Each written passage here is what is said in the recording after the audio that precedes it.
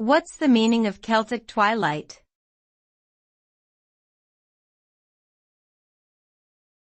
Celtic twilight.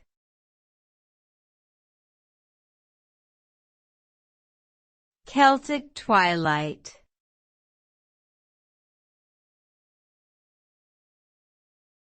Celtic twilight.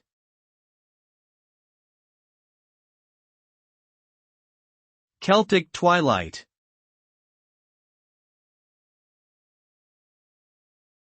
The term Celtic twilight describes a literary movement that was prominent in the 19th and early 20th centuries.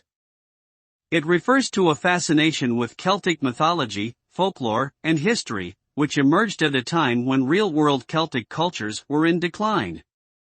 This movement was characterized by an interest in the mysterious and magical aspects of Celtic culture, as well as a nostalgia for a romanticized past.